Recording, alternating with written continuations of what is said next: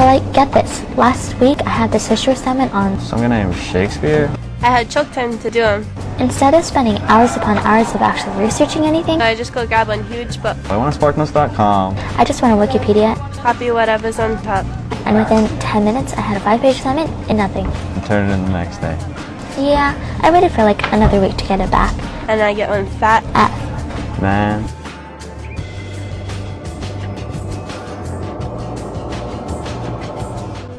Thanks for joining me today.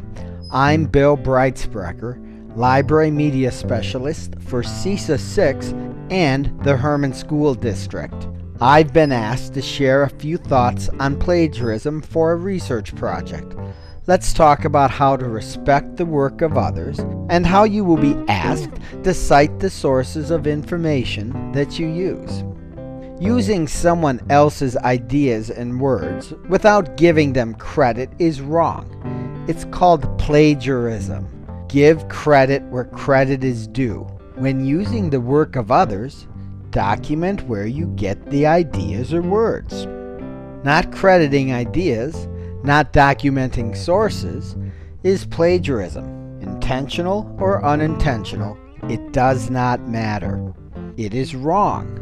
It is academic misconduct. Students can get F's on a project or even flunk a class. Students can be expelled from tech schools, colleges, and universities. Plagiarism is cheating. It prevents learning. Avoiding plagiarism is easy. Never copy full text. When taking notes from your sources, always put them in your own words.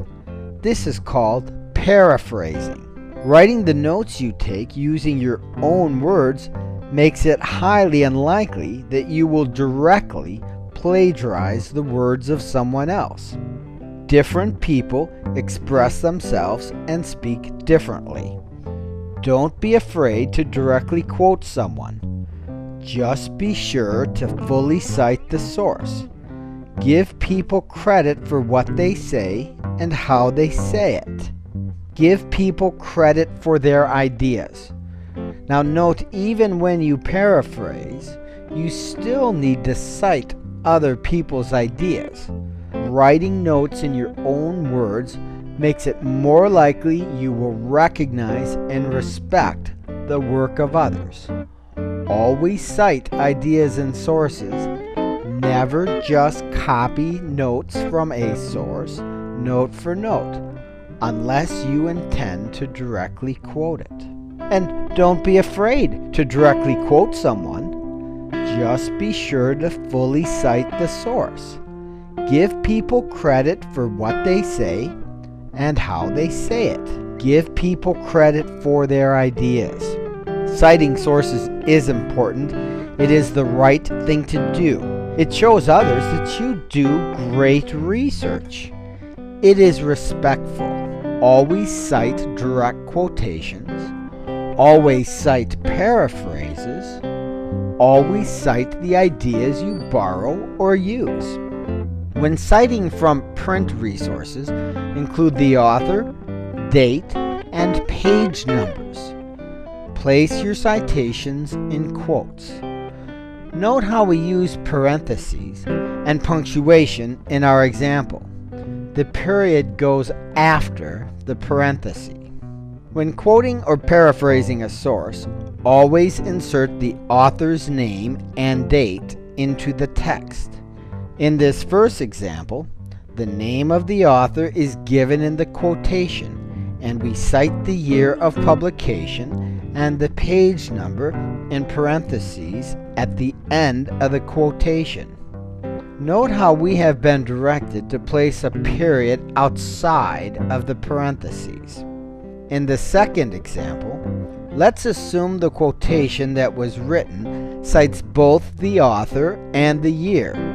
Imagine the sentence says, "In 2007, Smith stated that students using computers are more productive in class."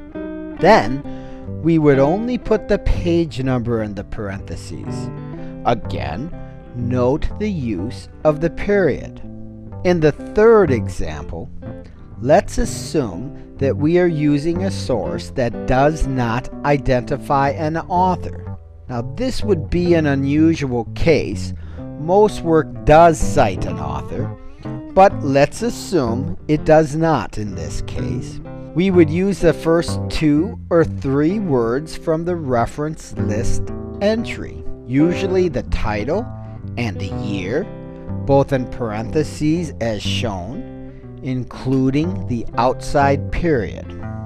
In our fourth example, we see that sometimes a source has more than one author. Cite them all. Don't forget the period at the end of the citation. In our fifth example, see how the quote falls in the middle of a sentence? End the passage with quotation marks. Cite the source in parentheses immediately after the quotation marks, and continue the sentence. Use no other punctuation unless the meaning of the sentence requires it.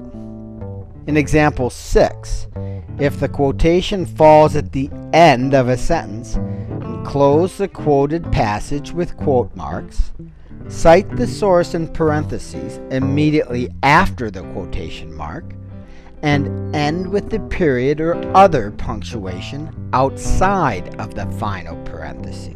In our final example, number 7, if the quotation is more than 40 words, display it in a double-spaced block, indented from both the right and left margins by 5 spaces. Now this would be about a ½ inch if you were using a Courier style font, size 12.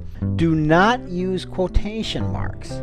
Cite the source in parentheses after the final punctuation mark. You want to be recognized for your good work.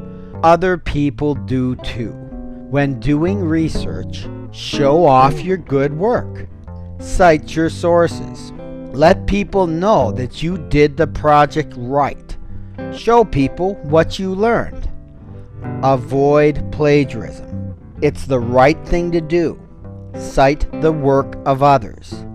Think for yourself and take pride in your work. Let your ideas shine and give credit where credit is due. I'm Bill Breitsprecher, Library Media Specialist. Thanks for joining us today, and thanks for sharing some thoughts about plagiarism and how to cite the sources you use when you do projects for school.